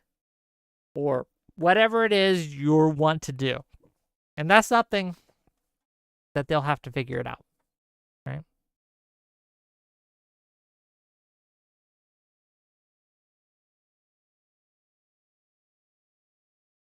Okay. Gang. Have you had fun today? Was it a good chill day? Chill vibes on the Wick stream? Fun times? Did you enjoy the discussion? Did you have any thoughts? Anything you wanted me to talk about that we didn't get to talk about today?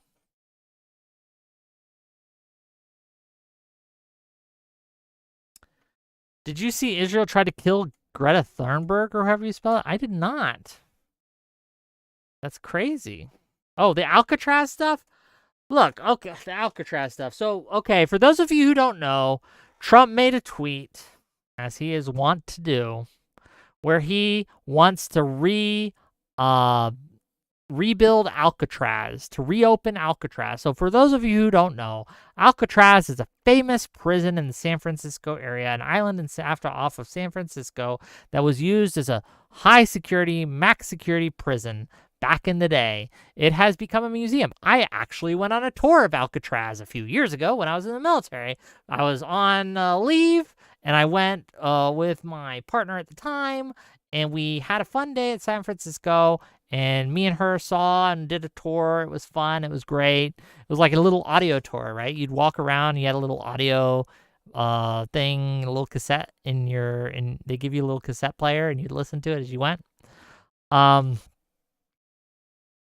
He wants to reopen it and put like all the bad guys in there.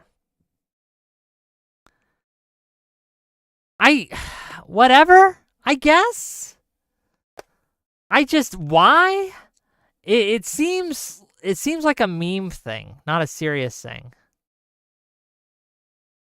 It would be expensive. Like that place would need to be rebuilt up to standardized code for like the current code.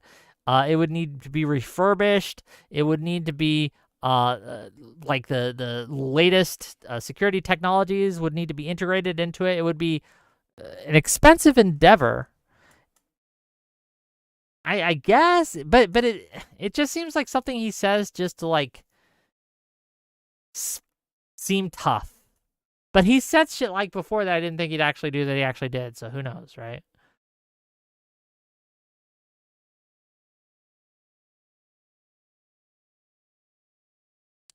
Oh, there's one other thing that I wanted to talk about today.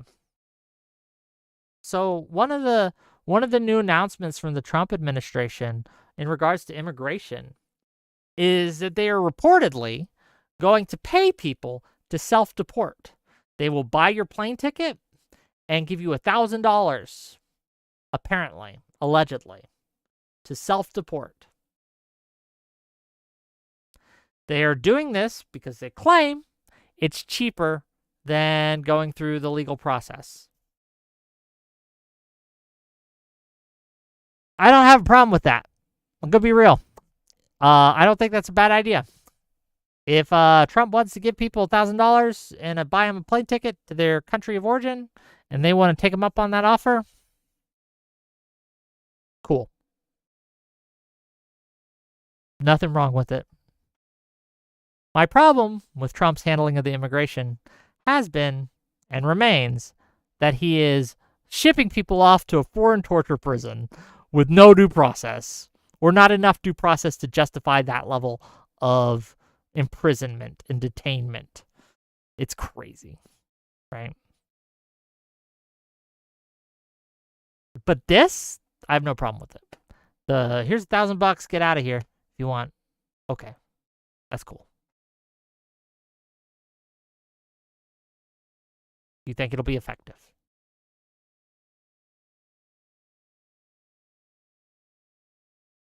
But no, I think that the fact, like, let's not let that distract us from the fact that he currently is violating people's civil liberties by engaging in the deportations the way he has done. I'm not anti-deportation. I'm anti the way Trump is doing it. Do you understand? Does that make sense? Do you get it?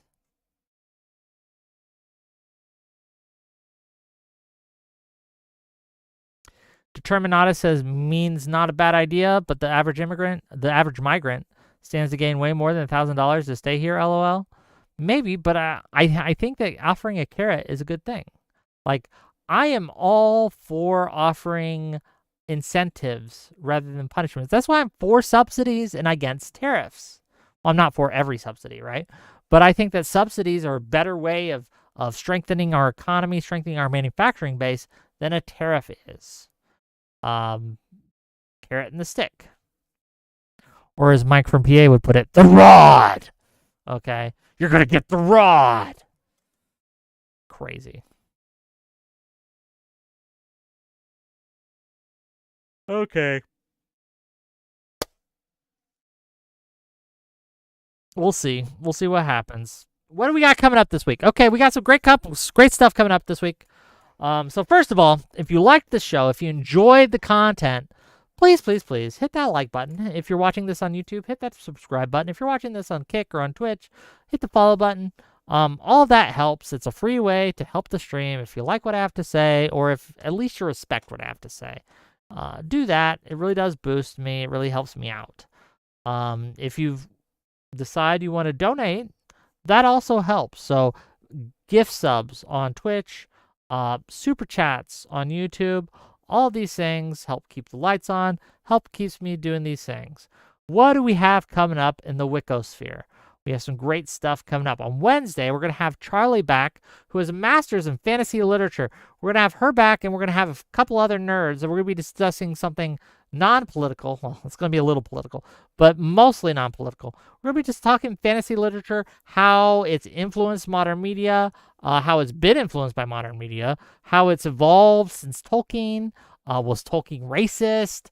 All these things. We're going to go through it, find out people's favorite fantasy books, saying something nice, something not so, right? Maybe a good break, okay? A good palate cleanser. So tune in. It should be fun. We're going to have some great guests on. Charlie's going to be joining us again. She really enjoys going on the show, gang, and I'm glad for that. I'm glad that look, I wasn't sure how Friday was going to go. I'd never talked with Charlie one-on-one. I've never been on a stream with one-on-one before. But I think we had good rapport. I think we did well. We had good screen presence together. So, yes, I'm hoping that it goes well this time. But we'll have more guests than just her, and it should be fun. Kinetic Pause says, ask her if she thinks that Tolkien believed that orcs had souls in Middle-earth. Well, we're gonna get to it, all right? We're going to get to it. And you can come and you can talk to us, right? On the day. You can actually call in. We're going to take callers and stuff. It should be fun. Thursday, I have been invited to go on Gibbs' show again, and I've accepted. And we're going to have Dylan Burns. We're going to have Soy Pill. We're going to have Nina. We're going to have a few others. And we're going to talk about why did the Democratic Party lose? Yes, I know we've done this before, but he wanted to have a show on it. I wanted to have content about it, or content that day, so we agreed. I know, ugh, I get it, but we're going to go, and maybe it'll be content. We'll see. We'll go on the show. The week following, on Monday, on the 12th, at 9, so a little later, okay, I know it's a little late for some of you, at 9 o'clock Eastern, we're going to go on the Raging Tomatoes show with Pisco, and we're going to be debating against the Misfit Patriot and Sean Farash on Trump and the First Amendment. And as I say, Trump is the greatest threat in America to the First Amendment that we've seen in a generation. Okay? Last 20 years. It'll be a fun debate. Tune in. I'm not going to be moderator. I'm going to be the debater. The last debate on the show we had, we crushed it. We killed them. We knelt on their neck so hard that they started to make murals of them in New York City. Right? It was a slaughter. Me and Soy Pill crushed all before us. It was a really good show. I'm excited to do it again on Monday against these guys. Hopefully they won't threaten to kill us like the last guys did, but you never know. Should be fun. Wick, be prepared to have your time wasted with the Twitter files. Oh, the whataboutisms. We're going to make it into a drinking game, okay? Non-alcoholic, because I don't want you guys to, die. But, yeah, the whataboutisms will be flying off the shelves. Should be fun. Should be a fun show. And then on the 23rd, it's not locked in yet. It's not for sure yet. But prep for it, gang. On the 23rd, I'll be going back on Tim Pool's show. And so that should be fun. Cool? Cool. Okay, is Prime streaming today? Hold on, let me check who's streaming. Give me a second. We like Prime, don't we? I like Prime. Oh, you know who's streaming right now? Actually? because I don't think Prime's streaming quite yet. I don't see him up. So we're gonna go instead. We're gonna go to Mooncake. So say hi to Mooncake. She's in Jamaica right now, gang. So she's having the time of her life, and she's streaming. That's weird. Look, if I'm on vacation, I'm almost certainly not gonna be streaming. Okay, but she wanted to stream, so we're gonna go say hi. Make sure you let her know that this is a hate road, and I'll talk to you guys Wednesday. We might do a show tomorrow, depending on things, but definitely Wednesday. Tune in. I love you all. Good night.